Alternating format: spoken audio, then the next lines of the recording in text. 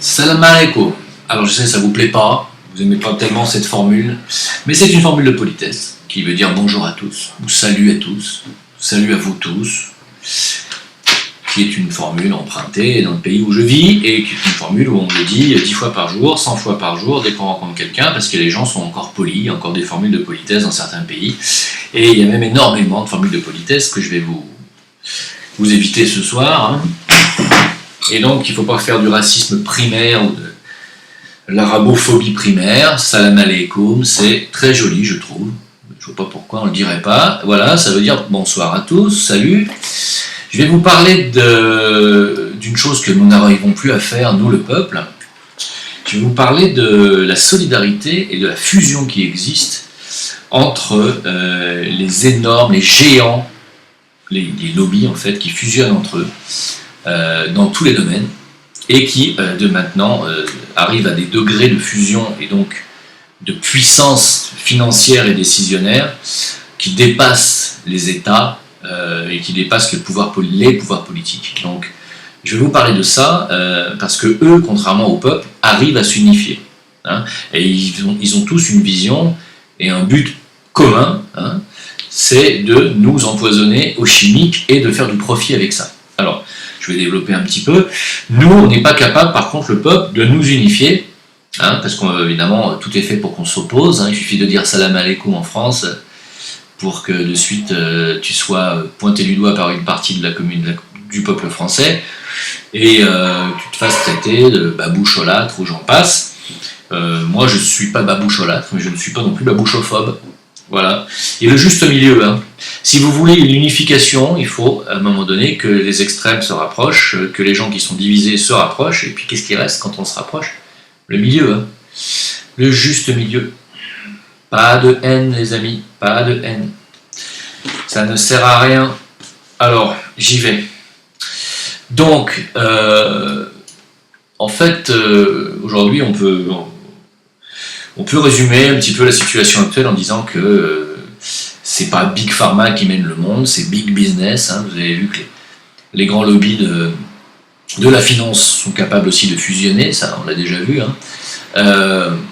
Mais en fait, ce qu'il faut comprendre, c'est qu'aujourd'hui, ce qui se passe, c'est que bien entendu, tous ces grands lobbies sont en train de se rapprocher, de s'absorber, de s'assimiler les uns les autres, ce qui, bien entendu, va poser un gros problème parce qu'ils arrivent à une puissance, comme je le disais en début de vidéo, qui surpasse de très très loin maintenant les volontés politiques et même les pouvoirs politiques. Par exemple, on peut appeler tous ceux qui traitent de l'alimentaire, les géants de l'agroalimentaire, on peut les appeler Big Food. Il y a Nestlé, Danone, Unilever, Coca, McDo et j'en passe. Il y a ceux qui s'occupent de l'agriculture chimique et des produits chimiques. Il y a Big Agra, c'est Monsanto, Dupont, etc. Il y a Big Chemical qui vendent des produits chimiques, vraiment, c'est Bayer, Syngenta, Procter & Gamble et j'en passe. Ils ont une influence colossale sur vos vies et vous n'avez pas spécialement conscience de ça. Alors, je vais développer un petit peu, mais disons que leur influence colossale, elle est vraiment colossale et elle est quotidienne. C'est-à-dire que, comme je disais dans le live de Discord, j'ai passé récemment un test, je ne sais plus comment ça s'appelle, si c'est Oligoscan ou je ne sais plus quoi, c'est pas Oligoscan, c'est Bioscan. C'est un appareil qu'on vous met sur la main et qui calcule des tas de choses dans votre organisme, dans votre métabolisme, qui est très intéressant. Et il s'est avéré que malgré les détox que je fais, j'étais encore toxifié à 75% en métaux lourds et mon foie était impacté à 65%, ce qui apparemment n'est pas énorme, mais pour moi, je trouve que c'est gigantesque. Je suis en train de faire actuellement une cure de détox avec des produits qui ont l'air de fonctionner. Si ça fonctionne, je vous en dirai plus d'ici 1 mois ou 2. Je suis en train de faire le cobaye pour vous. Et donc, je suis en pleine détox. Voilà. Et donc, en fait, qu'on le veuille ou non, et qu'on mange sainement ou non, on est impacté. On est impacté, je suis moi-même impacté à 75% de métaux lourds, c'est gigantesque. Voilà. Et c'est pour ça que mon métabolisme n'élimine pas, malgré les régimes que je fais, et malgré l'alimentation et le sport que je pratique, je n'ai pas perdu les kilos que j'aurais dû perdre, parce que mon métabolisme est perturbé par ces métaux lourds et la machine n'élimine plus.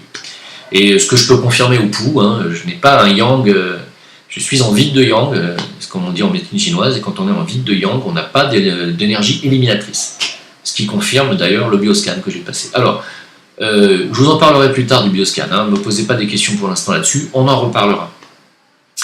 Il faut savoir que bien entendu l'influence de tous ces big agra, big chemical, big food et tous les produits chimiques qui nous imposent, ça a un impact sur les cancers, les maladies d'Alzheimer, les explosions de cas d'Alzheimer, les explosions d'autisme, les explosions de toutes les maladies auto-immunes qu'on voit débarquer maintenant, qui n'existaient pas il y a encore 50 ans. On voit des enfants aujourd'hui qui ont des maladies de vieillards.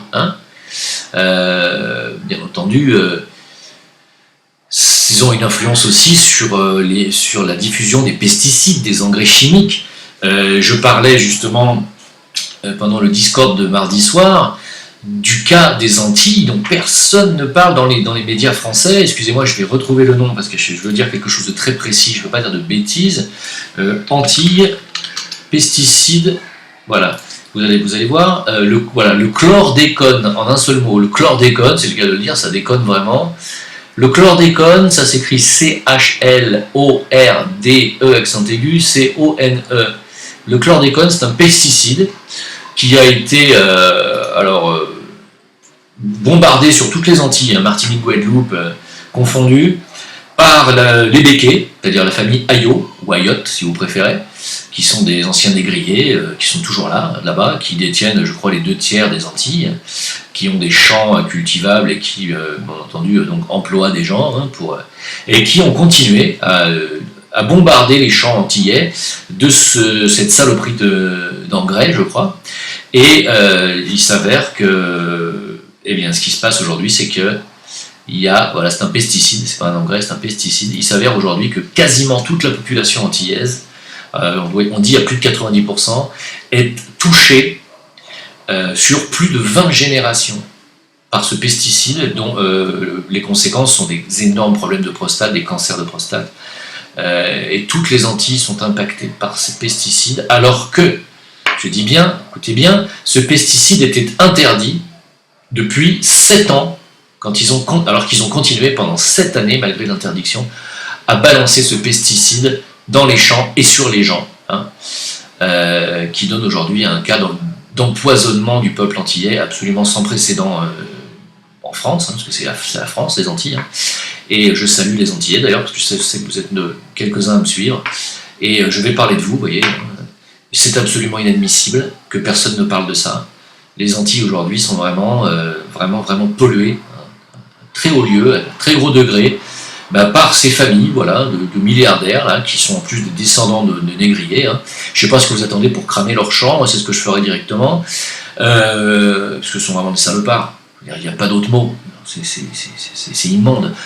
Depuis 7 ans, ces pesticides étaient interdits par l'OMS. Ils ont continué à le bombarder pendant 7 ans. À cause de ça et à cause de ces gens-là, vous êtes pendant 20 générations susceptibles d'avoir des gros problèmes de santé aux Antilles. Voilà, donc quand je dis que ça vous impacte directement, les big pharma, les big food, les big agra, les big chemical, évidemment qu'ils vous impactent directement. Je ne parle pas de l'Afrique, qui est pillée en permanence. J'en parlerai plus tard de l'Afrique dans une autre vidéo, parce que c'est un peuple qui aujourd'hui, l'Afrique, je crois, compte plus d'1 milliard d'humains, qui ne sont pas unifiés. S'ils étaient unifiés en Afrique aujourd'hui, ils seraient probablement l'une des plus grandes puissances mondiales. Il va falloir qu'on en parle un jour. Voilà, donc en fait,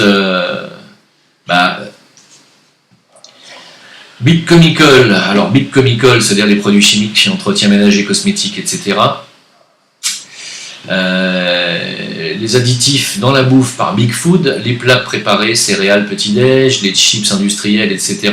Tout ça, c'est Big Food, vous voyez, c'est vraiment immonde. La seule logique pour toutes ces gros lobbies, c'est le profit par la chimie. Bien entendu, l'élevage en batterie, alors l'agroalimentaire, bien entendu, l'élevage intensif, l'agriculture intensive.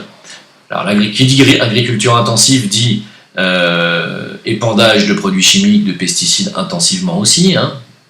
Vous avez compris derrière que je ne parle pas que du glyphosate.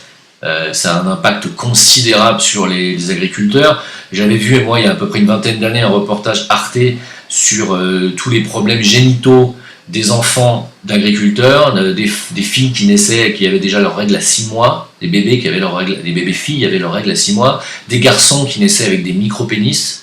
Ah ouais, ça fait rire, mais c'est pas marrant du tout.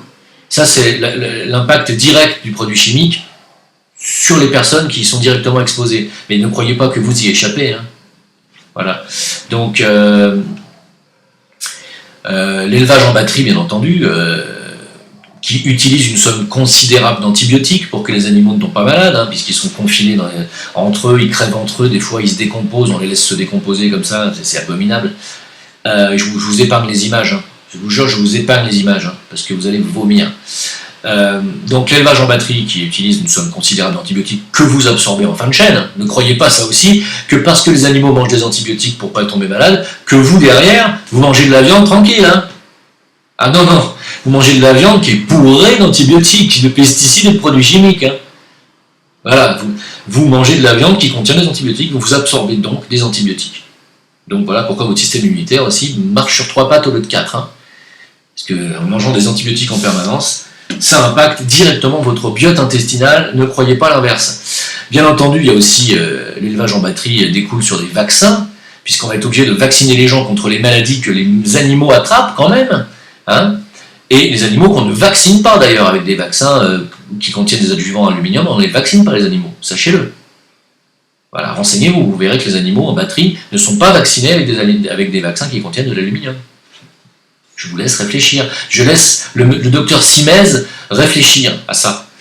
Et à tous les abrutis de la pro-vaccination intensive et obligatoire. Je ne dis pas qu'il faut tout rejeter dans la vaccination, encore une fois, je ne suis pas anti-vax à 2000%, mais la vaccination obligatoire est imposée avec des taux d'aluminium qui sont sidérants, je suis totalement contre, comme le professeur Joyeux.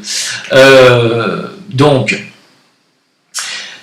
Bigagra, c'est-à-dire ceux qui font l'agriculture intensive et l'élevage intensif, ont besoin de Big Pharma, ceux qui vont leur livrer, leur donner les doses considérables d'antibiotiques. Hein. Donc ils marchent ensemble. Comprenez bien que Bigagra a besoin de Big Pharma.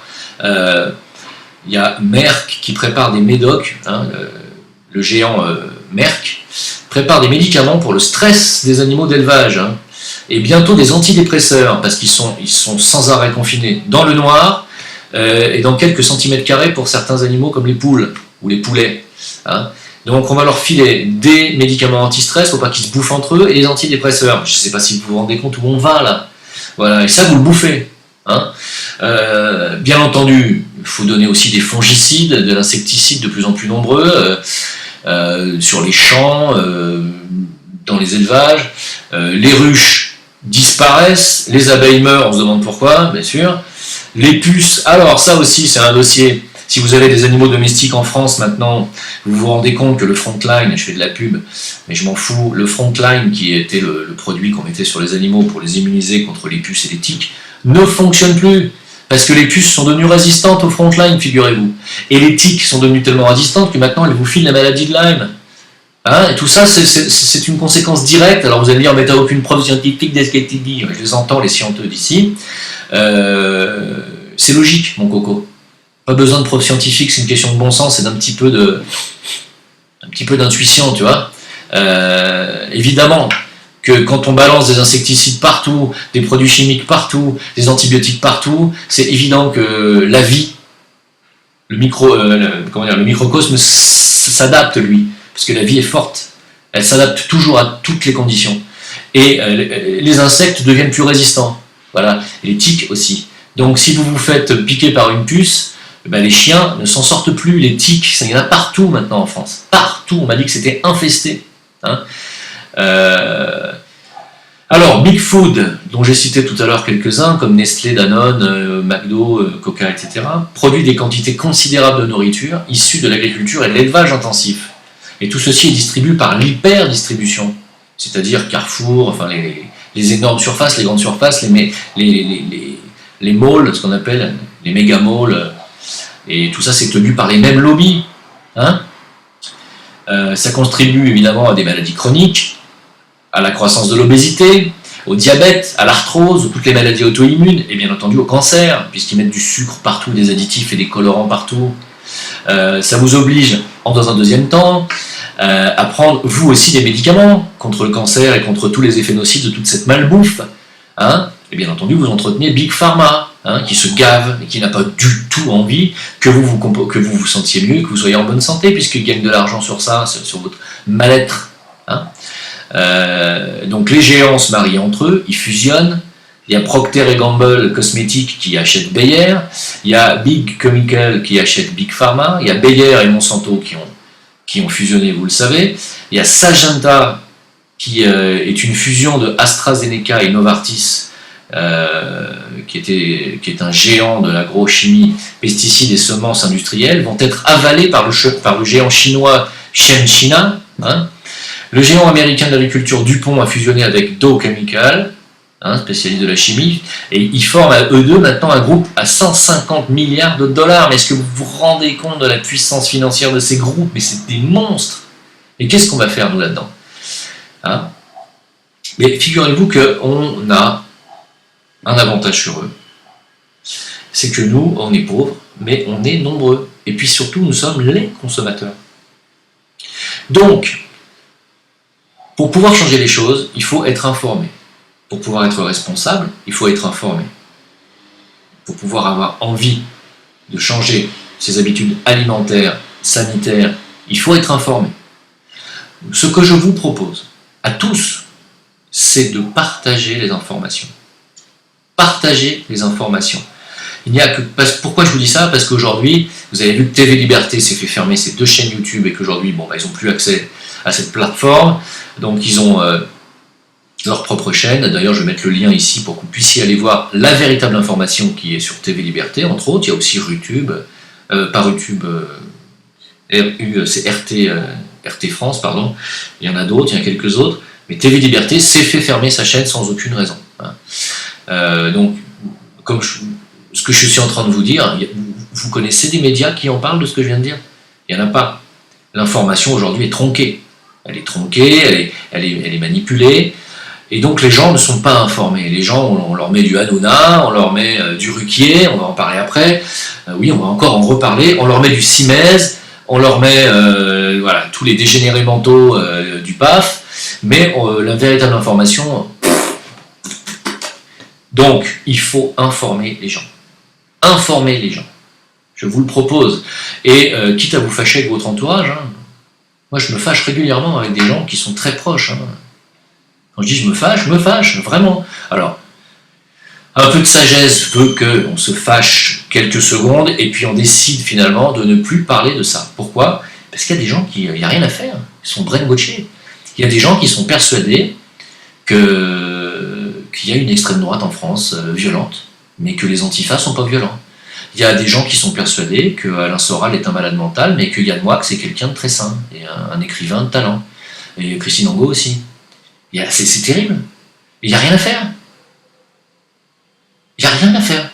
Donc, je ne dis plus rien. Regardez le reportage de Vincent Lapierre sur les gens de gauche qui ont défilé dans une ville contre l'extrême droite et soi-disant la violence de l'extrême droite. Vous allez voir la débilité des gens, c'est terrible.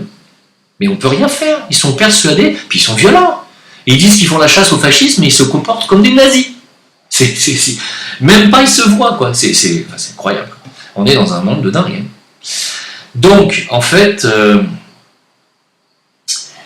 il faut savoir que tous ces géants-là sont des propriétés de milliardaires. Vous le savez. Est-ce qu'on a besoin de les citer, tous ces gens qui sont tellement milliardaires qu'ils ont plus de pouvoir mais ils ont parfois même autant de pouvoir que le PIB d'un pays riche. Comme disait Marie Laforêt dans une de ses interviews chez Ardisson, ces gens-là mis ensemble, ils ont 30 fois la puissance financière de la France. 30 fois. Je pense que vous voyez ce que ça fait. C'est gigantesque. Qu'est-ce que vous voulez lutter contre la puissance financière de ces gens-là? Voilà. On ne peut pas lutter. Et ce sont des gens qui, par exemple par le biais de Soros, qui ne s'en cachent pas, détruisent les identités nationales européennes par le remplacement des peuples et par la migration forcée. Vous le savez. Pourquoi ils font ça? Ils ne font pas seulement ça pour tuer les identités nationales, bien sûr que c'est une raison majeure, mais ils le font aussi pour éviter les rébellions groupées. C'est-à-dire que si vous enlevez l'unité nationale, les gens ne peuvent pas aller dans la rue à 20 ou 25 millions de personnes pour manifester contre la même chose. Quand vous voyez comment les gens sont divisés en France, j'en ai parlé dans une vidéo récente sur l'unité nationale, s'il n'y a pas d'unité nationale, il ne peut pas y avoir de rébellion de groupe. Donc, ils désignent toutes les unités nationales, les identités nationales, pour qu'il n'y ait plus de rébellion. Hein? On a parlé des trafics d'organes aussi en France, on en parlera plus tard. Il y a des scandales en ce moment dont on va parler dans une autre vidéo. Bon bref, j'en parlerai plus tard, mais il y a aussi du trafic d'organes qui sont faits avec les 9 fois sur 10, ce sont des enfants de migrants qui se font enlever leurs organes en France. En France, on en parlera. Et voilà, donc ils remplacent les peuples. Alors, ça me fait marrer parce qu'il y a à peu près 10-15 ans en arrière, vous savez, moi je suis de la région parisienne, et je suis descendu vivre dans le sud de la France dans les années 90, et quand je disais que la France était non pas occupée, parce que je ne veux pas dire ça, mais qu'il y avait énormément d'immigration et de gens qui ne s'intégraient pas dans ce pays, les gens du sud m'ont dit mais de quelle France tu nous parles? Nous ici, on n'a pas de problème, quoi. Eh ben, ils vont pouvoir voir ça de près maintenant, parce que dans le petit village de Château-Double, dans le sud de la France, dans le Var, un petit peu dans les hauteurs de Draguignan, qui était un village où je voulais habiter à un moment donné, j'habitais Draguignan, et Château-Double était vraiment un village magnifique. Sur 470 habitants de Château-Double, ils viennent d'envoyer 72 migrants. Voilà. Donc vous allez voir le problème de près, mes amis varois. Vous allez voir ce que c'est. Sur un village de 470 habitants, vous allez avoir 72 migrants, et vous allez comprendre. Vous allez comprendre ce que les banlieues, les villes des banlieues parisiennes et lyonnaises et marseillaises vivent depuis 40 ans. Vous allez le prendre de plein fouet, et vous verrez que ça change considérablement la donne et l'identité de votre village. Vous allez voir. Voilà. Et cette fois, vous allez comprendre. Alors, je voulais terminer par citation de Yann Moix. Ah, vous allez me dire, mais tu fais une fixation sur le plateau Ruquier. Oui, mais attendez, il faudrait mélanger. Alors, je vais vous citer exactement. C'est un truc de fou, ce que ce mec... voilà, alors, ce qu'il a déclaré, c'était en 2015, il a déclaré ça en 2015. Je vais vous dire ça, parce que vous allez comprendre. Alors évidemment, je ne suis pas en train de juger Yann Moix, qui est quelqu'un qui a souffert dans son enfance. Moi, tous les gens qui souffrent dans leur enfance, je comprends très bien leur souffrance. Seulement, ces gens-là, s'ils veulent faire un métier de chroniqueur, il faut qu'ils fassent de la chronique littéraire, musicale, tout ce qu'ils veulent. Mais quand ils commencent à nous donner des leçons de vie, j'espère pour eux qu'ils sont au moins dans un équilibre, une harmonie de vie de tous les jours. Ben, je vais vous lire un petit passage des déclarations de Yann Moix en 2015 que vous pouvez trouver très facilement. Voilà. Donc, il a dit, une de ses plus grandes peurs, avoir un jour des enfants. Ce serait la pire des choses qui pourraient m'arriver, dit-il. Il m'est arrivé de ne pas pouvoir vivre avec des jeunes femmes parce qu'elles avaient des enfants, dit-il. Après, il nous parle de tolérance. Voilà. Donc, je préfère quand même, quand il n'y a aucun lien entre les enfants et les femmes avec qui je vis. Voilà. Et puis, il dit après, je suis inadapté à la famille, je déteste en voir, en croiser. La notion de famille m'agresse. Quand il y a plusieurs personnes d'une même famille dans une pièce, tout cet ADN regroupé me donne la nausée. Pour moi, être à table avec ses parents, c'est déjà de l'inceste. Écoutez bien, quand mes amis ont des enfants, je ne les vois plus jusqu'à ce qu'ils en soient libérés. Yann Moix. Ensuite, il dit, ce sont de ces liens de sang familiaux que sont venus le racisme et la monarchie absolue. La vraie égalité totale serait de mélanger les bébés à la naissance, comme dans La vie est un long fleuve tranquille. On devrait interdire aux parents d'élever leurs enfants biologiques. Cette manière de placer son ego dans sa chair me donne le vertige. Voilà le genre de déséquilibré. Alors, je ne veux pas dire des mots méchants, mais cette personne est déséquilibrée. Cette personne a été, à un moment donné, par des chocs émotionnels répétitifs, que je ne juge pas, j'ai de la compassion pour ça, a été désaxé. Il n'est plus du tout en harmonie avec lui-même, il est totalement détruit. Comme Christine Angot, qui a vécu aussi des choses traumatisantes avec son père, je crois.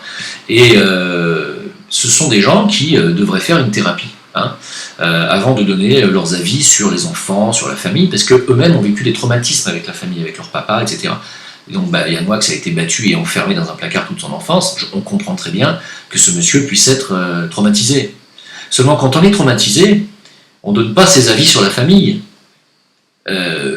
On donne ses avis sur sa propre enfance, sur son propre père éventuellement, mais pas sur la famille.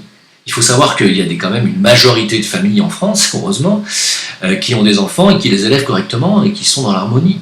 Quand on n'est pas dans l'harmonie, on ne parle pas de choses qui fâchent à la télé. Si vous êtes chroniqueur, vous n'avez rien à faire sur un plateau télé à parler de la famille si vous avez vous-même été victime de maltraitance. Ça vous évitera de traiter, par exemple, Patrick Sébastien de salopard et de dire des conneries, comme je viens de vous lire. Parce que c'est pitoyable de voir que des gens comme ça font les inquisiteurs et de la bien-pensance pendant 3 ans sur un plateau télé, animé par un autre désaxé. Il faut le dire. Voilà. Donc, voilà à quoi vous avez affaire. Et pourquoi on donne de l'audience à ces gens-là? Parce que ce sont des gens qui représentent l'idéologie de la destruction familiale. Et c'est ce qu'ils veulent. Parce que si on voulait promouvoir la famille en France, on ne laisserait pas la parole à des gens qui ont des problèmes psychologiques. Hein? Sans, encore une fois, les juger. Ils ont des problèmes psychologiques, c'est un fait. Hein. Faut qu'ils fassent une thérapie. Si c'est pas le cas, je les conseille vraiment d'y aller vite fait. Hein. Ça va pas. Hein. C'est quelque chose qui va pas. Hein. Voilà. Et donc, voilà. Donc, toutes ces personnes sont désaxées. Et c'est la preuve si on les laisse parler pendant 3 ans et donner des leçons aux autres, c'est parce qu'on veut que ce soit ces idéologies-là de destruction familiale qui priment. Hein. Alors, je voudrais terminer cette vidéo avec... alors, je ne vais pas faire d'incrustation vidéo, je vais vous mettre un lien. Je vais vous inviter tous à aller sur ce lien, à aller visionner cette vidéo courte qui était sur un reportage France 2, qui avait fait cette vidéo avec Michel Simès et Adriana Carambeu. Ils sont partis en Chine et ils ont assisté à une opération à cœur ouvert avec une patiente qui était anesthésiée sous acupuncture. Hein, c'est-à-dire qu'ils ont donné quelques calmants à la personne, mais ils lui ont mis des aiguilles sur les points d'acupuncture qui permettent d'anesthésier la personne, qui s'est endormie, et ils ont ouvert le thorax, puis le sternum, puis ils ont écarté les côtes, et ils ont opéré à cœur ouvert cette dame, sous les yeux de Adriana Carambeu et de Michel Simès, qui n'en croyaient pas ses yeux. Ils l'ont fait, la personne avait les yeux ouverts pendant l'opération, n'a rien senti, et Michel Simès n'a plus que dire « il y a quelque chose qui m'échappe ». Alors, Michel Simès, oui, il y a quelque chose qui t'échappe. Parce que tu vois, tous ces docteurs ou pseudo-docteurs comme toi, qui passent plus de temps à faire le beau à la télévision et à faire son petit show, au lieu de faire l'imbécile et de fustiger des professeurs, et de te croire supérieur à eux, hein, bien camper dans ton ego de médecin qui ne pratique pas, au lieu de prendre les gens de haut, tu ferais mieux d'apprendre. Tu as des choses à apprendre. La médecine chimique, c'est une chose. La médecine holistique, c'est autre chose. La médecine chinoise, c'est encore autre chose. La médecine ayurvédique, c'est encore autre chose. Il y a des gens qui, des centaines d'années en arrière, des milliers d'années en arrière, étaient déjà à la pointe de la médecine. Pourquoi ? Renseigne-toi, ne serait-ce que dans l'islam, renseigne-toi sur Avicenne. Hein, t'es les premiers à opérer les appendicites, par exemple.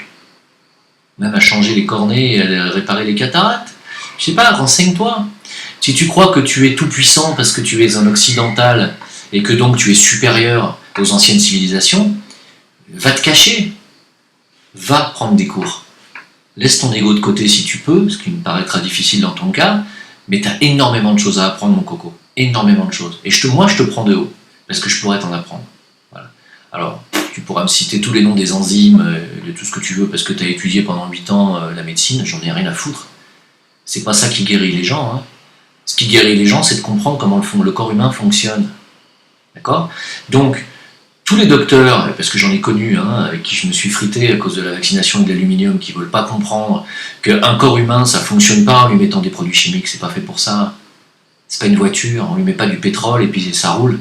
Non, un corps humain, ça fonctionne. C'est pas fait pour fonctionner avec des produits chimiques. On peut lui en donner dans des cas d'extrême urgence parce que des fois on n'a pas le cas, les déséquilibres énergétiques sont tels qu'on n'a pas d'autre choix.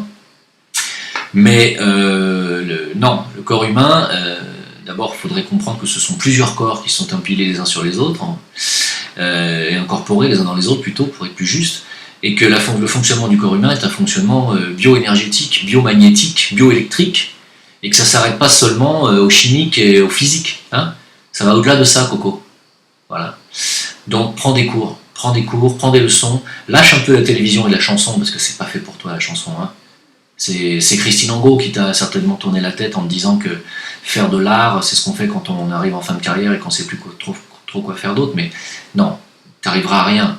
T'es pas un artiste. Donc, non.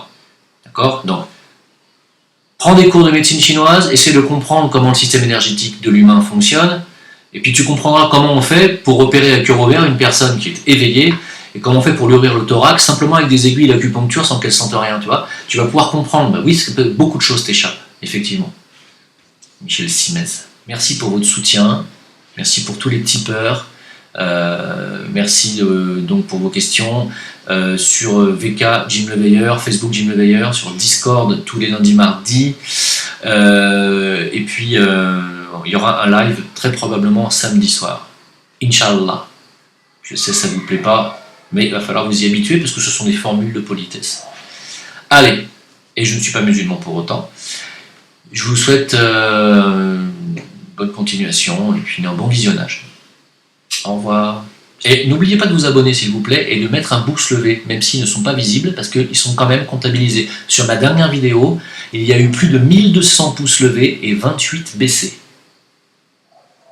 Ça. Quand on ne donne pas accès aux magouilles, on a des chiffres qui sont intéressants. Hein. Merci beaucoup. Au revoir.